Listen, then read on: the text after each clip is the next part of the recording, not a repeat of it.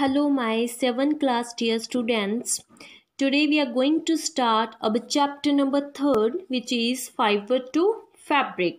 So, first of all, we have to know the meaning of chapter's heading. Chapter के heading का हम meaning समझते हैं पहले. फाइबर का मतलब क्या होता है? रेशा. एंड फैब्रिक का मतलब क्या होता है? कपड़ा. तो इस प्रकार इस हेडिंग का मीनिंग क्या हुआ कि रेशे से कपड़ा. तो आप इस चैप्टर में किसके बारे में पढ़ोगे कि कैसे रेशे से कपड़े को बनाया जाता है. ओके, तो अभी हम करते हैं अपना chapter start. In class 6, you have learned about some fibers obtained from plants. You also learned that wool and silk fibers are obtained from animals. आपने क्लास 6 में इसके बारे में पढ़ लिया है कि जो कुछ फाइबर्स होते हैं वो हमें प्लांट से मिलते हैं. एंड आपने इसके बारे में पढ़ लिया है कि जो वूल होती है एंड सिल्क होती है वो फाइबर्स कहाँ से मिलते हैं? हमें एनिमल से मिलते हैं. वूल क्या होती है? ऊन. इज ऑब्टेन्ड फ्रॉम फ्रिसेस और हेयर. फ्रिसेस क्या होते हैं? हेयर्स होते हैं ऑफ शीप और जॉक. तो आपको ये भी पता है कि जो वूल होती है वो कहाँ से मिलती है? हेयर्स ऑफ शीप और जॉक के हेयर से मिलती है हमें. अभी आपने शीप तो देखी होगी, आप देख लो वो भी. ये पिक देखो स्टूडेंट्स, ये है शीप जिसके बॉडी के आउटर साइड में जो है बहुत ज़्यादा हेयर्स, थिक हेयर्स होते हैं. ठीक है, उनमें से वूल को निकालते हैं. उसके बाद में आपकी बुक के पेज नंबर 25 पे देखो चाक की पिक. इसके भी बॉडी पे बहुत ज़्यादा हैवी हेयर्स होती हैं जिनको निकाला जाता है एंड यूज़ किया जाता है. Now silk fibres come from cocoons of the silk moth. जो सिल्क फाइबर्स होते हैं वो कहाँ से आते हैं? Cocoons of the silk moth से. ठीक है. Do you know which part of sheeps body yields fibres. आपको पता है कि जो फाइबर्स होते हैं वो शीप की कौन सी बॉडी में से निकाले जाते हैं? ऑफकोर्स आपको पता है कि उसकी बॉडी के आउटर साइड हेयर्स होते हैं और उनको निकाला जाता है. Are you aware how these fibers are converted into woolen yarn that we buy from the market to knit sweaters?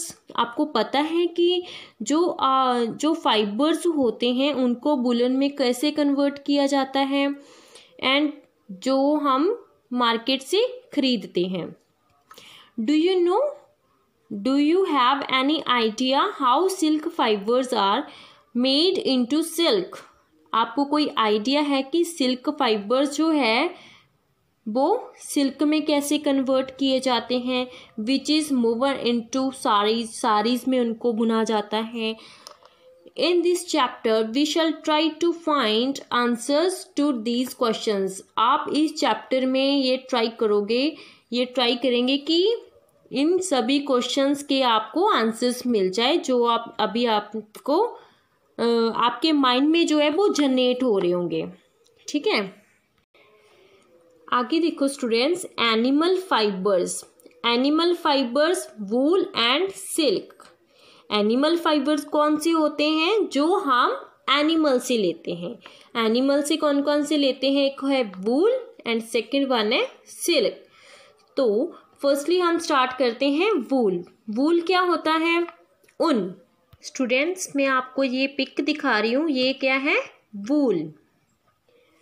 आगे देखो wool comes from sheep, goat, yak and some other animals. जो वूल है वो sheep से मिलती है, goat and yak और other animal से हमें मिलती है.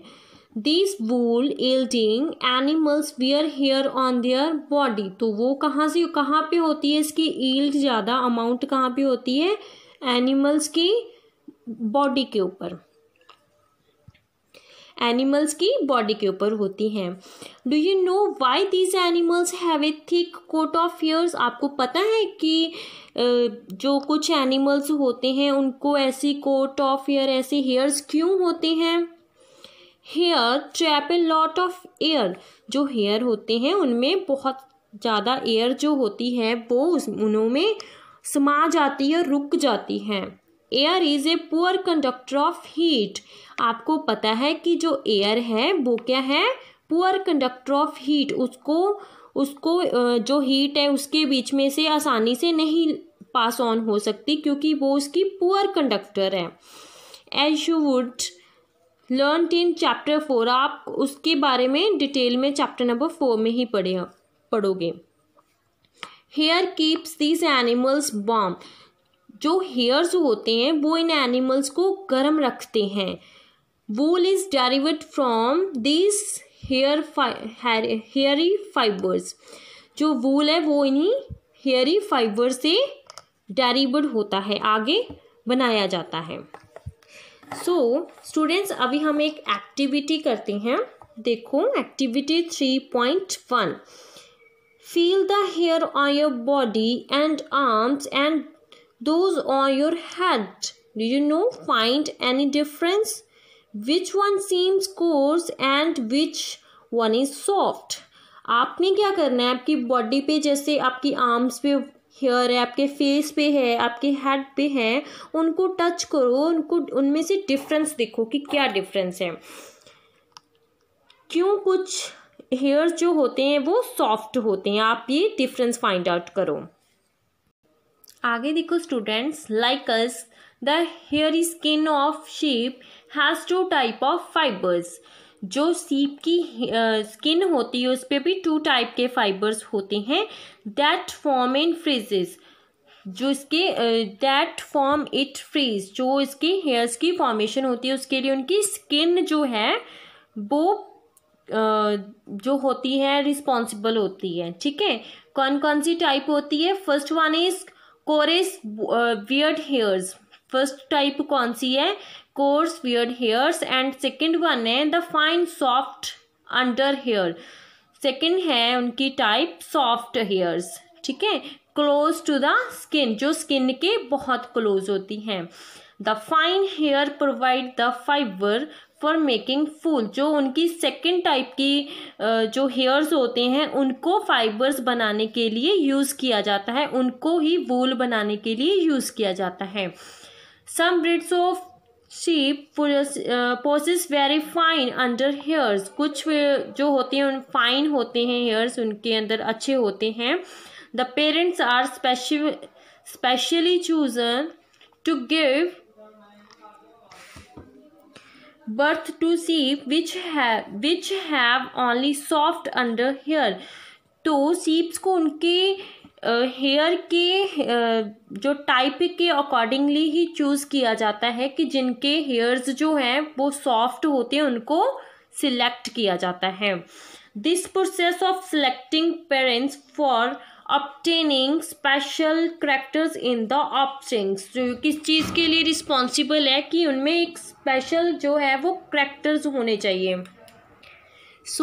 जिन सीप में ये करैक्टर्स होते हैं कि उनके जो हेयर्स हैं वो बहुत सॉफ्ट होते हैं, उनको ही सिलेक्ट किया जाता है ताकि उनके जो ऑफस्प्रिंग्स हैं उनमें उनकी बॉडी पे भी जो है वो सॉफ्ट हेयर ही है जो ग्रो करें।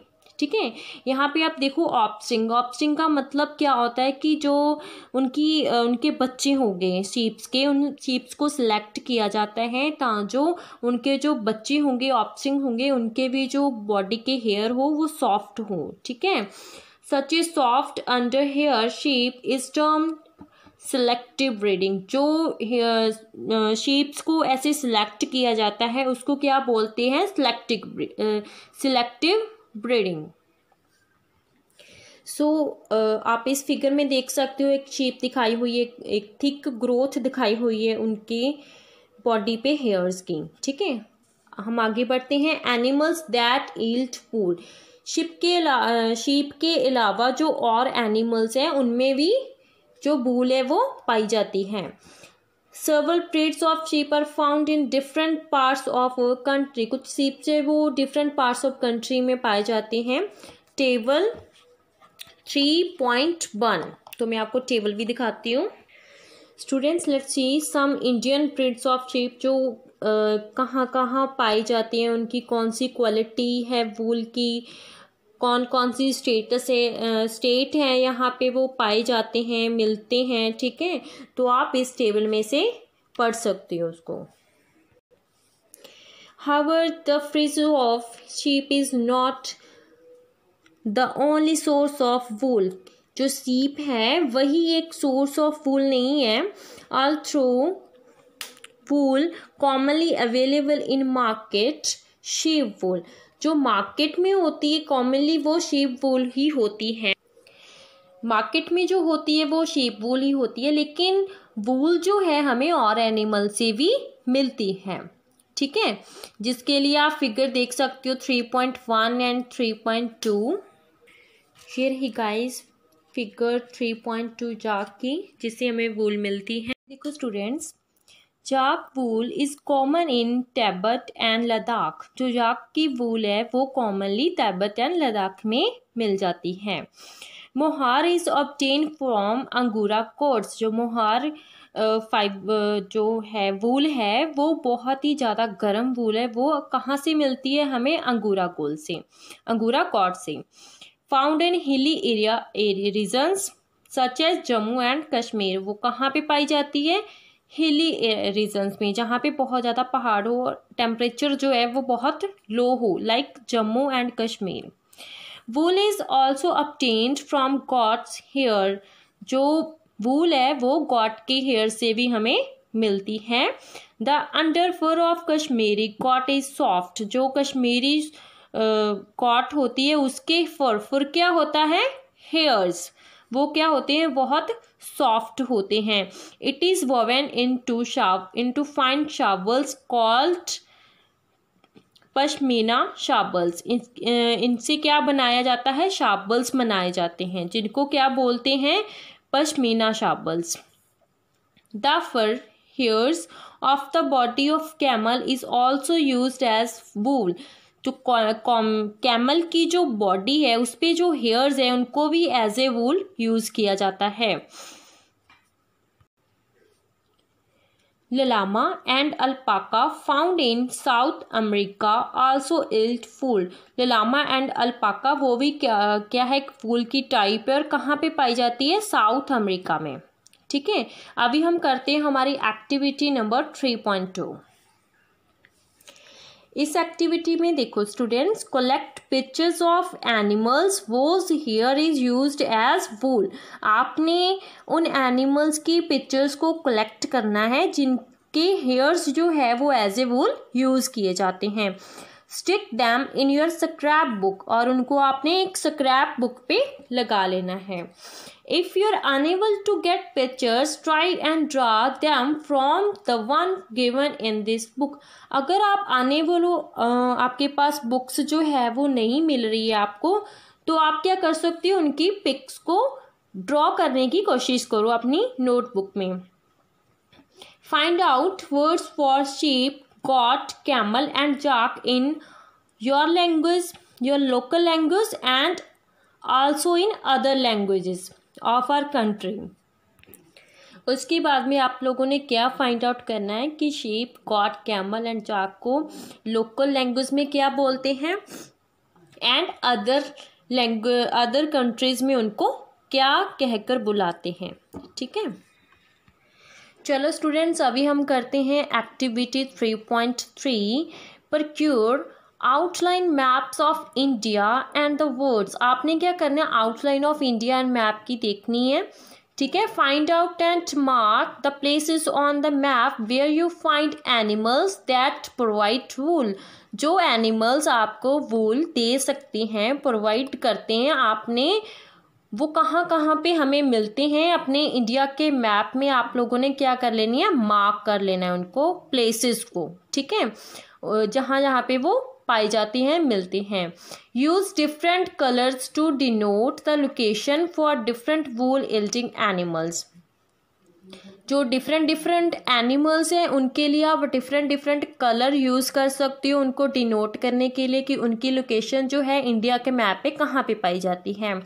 सपोज अगर आप सीप की देख रहे हो तो आप रेड कलर के साथ डिनोट कर लो, ठीक है। इंडिया के मैप पे भी आपने रेड कलर के साथ मार्क लगा लेना है कि इसकी लोकेशन यहाँ पे, ये यहाँ पे बहुत ज़्यादा हायर क्वांटिटी में जो है शीप्स पाई जाती है, ठीक है। ऐसे ही आपने और अदर एनिमल्स के बारे में अपने इंडिया के मैप पे उनकी लोकेशन को क्या करना है, डिफरेंट कलर के साथ ड्रॉ कर लेनी है, उनकी लोकेशन को डिनोट करना है, ठीक है।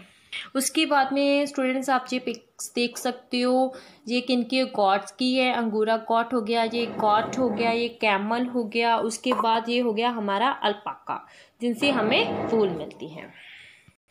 ओके स्टूडेंट्स, इसके बाद में हम वीडियो के पार्ट नंबर 2 में बाकी का चैप्टर जो है वो डिस्कस करेंगे। Thank you so much.